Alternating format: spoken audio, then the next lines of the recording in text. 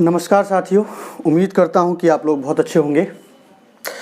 जैसा कि हम सभी को अब ये पता हो चुका है कि अब रिज़ल्ट आज से टीजीटी पीजीटी का कभी भी अनाउंस हो सकता है। तो क्या हमारी तैयारी पूरी है? कई सारे सवाल आज भी मेरे पास आते हैं और वो सवाल क्या हैं, मुझे मैसेज में, कमेंट में, फ़ोन में आज भी कई सारे मेरे साथी ऐसे हैं जो मैं क्या डॉक्यूमेंट तैयार कर लूँ, वेरिफिकेशन कहाँ होगा, कैसे होगा, रिज़ल्ट के बाद कितना समय मिलेगा, सर मेरे मार्कशीट में ये गलती थी, मैंने ये सही करा लिया है, क्या इसका कोई इशू होगा, मेरा EWS सर्टिफिकेट सर थोड़ा सा पुराना है, क्या उसका इशू होगा। ये सारे सवाल मैं आज इस वीडियो में डिस्कस करने वाला हूं। तो ये वीडियो थोड़ी लंबी हो सकती है, लेकिन उसका लंबा होना ज़रूरी है। आपकी जो एक सीट है वो पक्की होनी चाहिए। इन सर्टिफिकेट्स की वजह से, डॉक्यूमेंट्स की वजह से सीट आपकी न छूट पाए। तो सबसे पहले इसमें क्या आपको तैयारी करनी है, आपको पहले से ही पता है 10th 12th के सर्टिफिकेट डॉक्यूमेंट जो आपके हैं उसमें 10th 12th के मार्कशीट विद सर्टिफिकेट, ग्रेजुएशन की हर साल की मार्कशीट अलग अलग, और डिग्री प्रोविजनल हो या ओरिजिनल हो, और बीएड की डिग्री और मार्कशीट ओरिजिनल या प्रोविजनल। इतने डॉक्यूमेंट कम से कम चाहिए। आगे आपके पास जो भी हो, एमए की, एमएससी की या पीएचडी की, जो भी आप लगाना चाहें लगा सकते हैं, वो कंपल्सन नहीं है। 2 करेक्टर सर्टिफिकेट जो कि अलग अलग अधिकारियों से होने चाहिए। तो आप इस किसी प्रिंसिपल, जो गवर्नमेंट स्कूल का प्रिंसिपल है, कोई लास्ट इंस्टीट्यूशन जो आपने शिक्षा अर्जित की है वहाँ से बनवा सकते हैं, तहसील से, नगर निगम से, एमएलए एमपी के लेटर पैड पे आप बनवा सकते हैं। ये 6 महीने से ज़्यादा पुराना नहीं होना चाहिए। कई सारे साथी कहते हैं कि सर मैंने 69,000 में मैंने अपना करेक्टर सर्टिफिकेट बनवाया था, क्या वो वैलिड है? और प्रोविजनल सर्टिफिकेट जो आपकी डिग्री है, प्रोविजनल अगर है तो 6 महीने से ज़्यादा पुरानी नहीं होनी चाहिए, और करेक्टर सर्टिफिकेट भी 6 महीने से ज़्यादा पुराना नहीं होना चाहिए। फिर मेडिकल, कई सारे सवाल आते हैं, सर सीएमओ ही करेगा? मैं कई बार कह चुका हूँ वीडियोस के अंदर कि सीएमओ के अलावा जो आपके गवर्नमेंट एमबीबीएस डॉक्टर हैं ऑथराइज्ड, उनसे आप अपना मेडिकल सर्टिफिकेट बनवा सकते हैं। कई सारे सवाल आए हैं कि एफिडेविट सर कितने बनेंगे, किसको ये संबोधित किसको होंगे? तो अगर आपको संबोधित करना है तो सचिव उत्तर प्रदेश माध्यमिक शिक्षा सेवा चयन बोर्ड एलनगंज इलाहाबाद के नाम से आप संबोधित कर सकते हैं। और एफिडेविट एक ही बनेगा, उसमें आप पॉइंट टू पॉइंट जो करेक्शन आपने करना है वो करिएगा।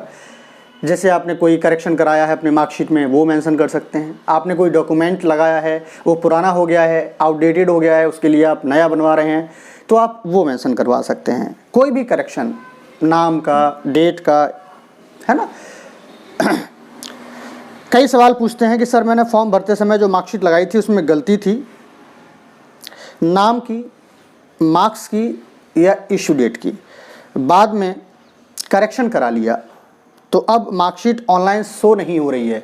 देखिएगा, मैं आपकी जानकारी के लिए बता दूं कि जितनी भी बोर्ड और यूनिवर्सिटीज़ होती हैं वो एक लॉट में, एक साल का जैसे रिजल्ट निकला तो वो उस लॉट का पूरा ऑनलाइन डेटा उनके पास होता है, लेकिन जो बाद में करेक्शन कराया जाता है वो या तो हैंडमेड होता है, मीन्स हस्तलिखित, या कंप्यूटराइज्ड होता है जो उन्हीं तक सीमित होता है, वो ऑनलाइन शो नहीं होगा। लेकिन आप वेरीफाई जब कराएंगे, डॉक्यूमेंट सिलेक्शन लेंगे और उसके बाद जब आपके डॉक्यूमेंट वेरिफिकेशन होगा तो वहाँ जिसने वो मार्कशीट इशू की है वो वेरीफाई करके दे देगा, तो इसमें कोई दिक्कत नहीं है। ठीक है ना, सबसे पहली चीज़। अच्छा, उसके बाद सवाल आते हैं कि सर 69,016 के इंटरव्यू के लिए मैंने प्रोविजनल डिग्री निकलवाई थी, करेक्टर सर्टिफिकेट बनवाया था, वो काम करेगा? वो काम नहीं करेगा, 6 महीने तक ही वैलिड होते हैं वो सवाल।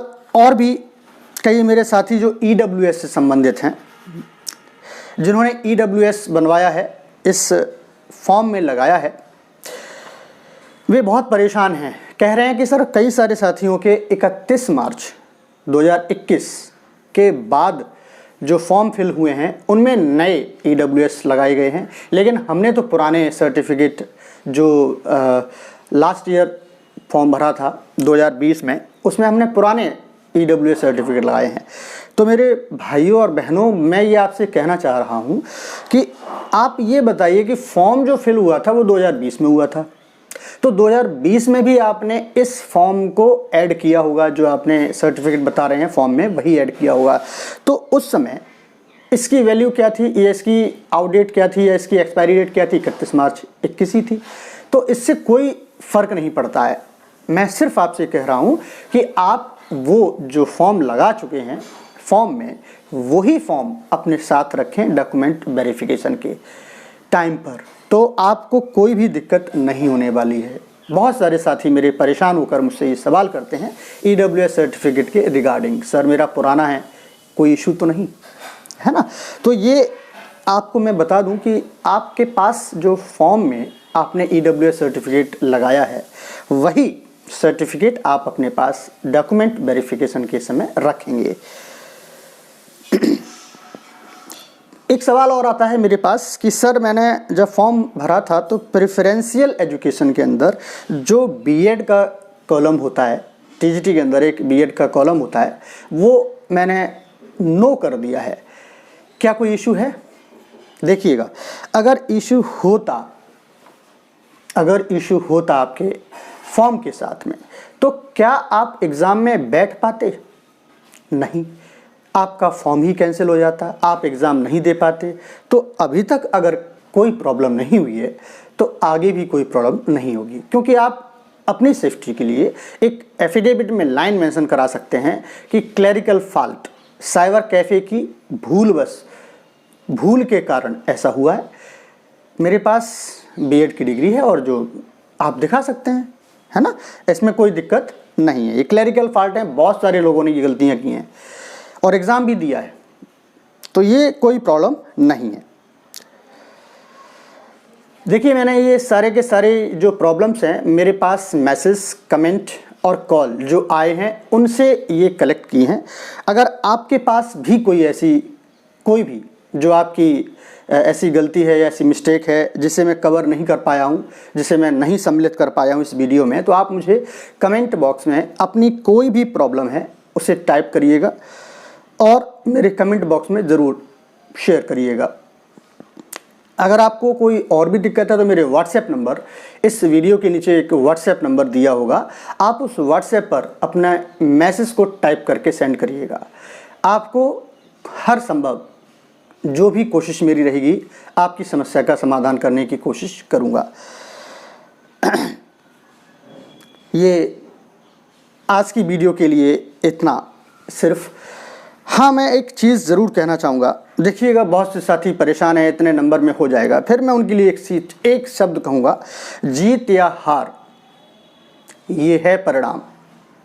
जीत या हार ये है परिणाम, कोशिश करना है हमारा काम। कीजिए कोशिश। अगर कोशिश इस बार नाकाम रहती है ना, तो अगली बार शायद ये आपके लिए बहुत सुखद हो जाएगी। लेकिन कोशिश कभी बेकार नहीं होती, क्योंकि आप ये लाइन अच्छे से जानते हैं नीरज जी की कही हुई, हरिवंश राय जी की, कोशिश करने वालों की कभी हार नहीं होती। तो आप कोशिश करते रहिए।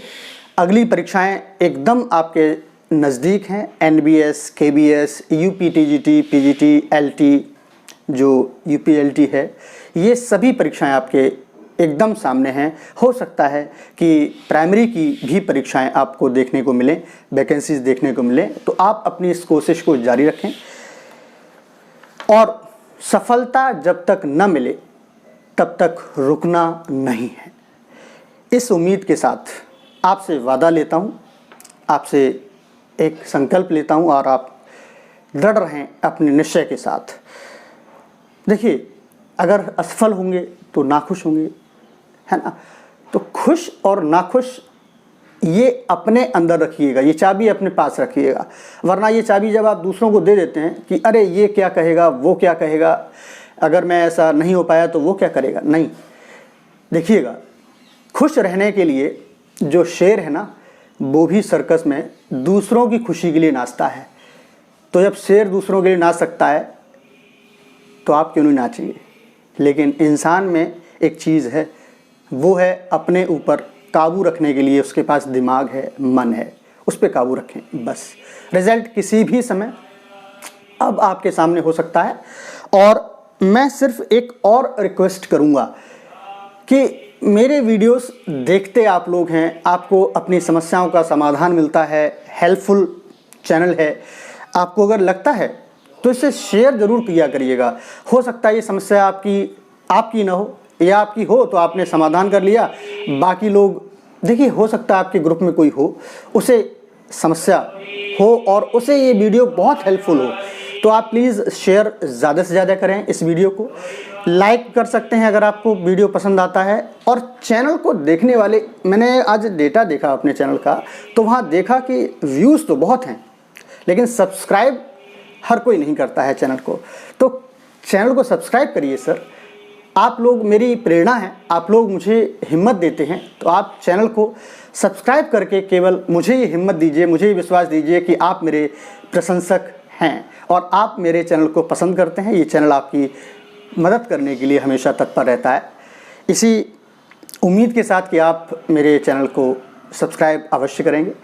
वीडियो लाइक शेयर भारी मात्रा में करिएगा और मिलते हैं आपसे किसी नेक्स्ट वीडियो में। तब तक के लिए आप अपना ख्याल रखिएगा। धन्यवाद।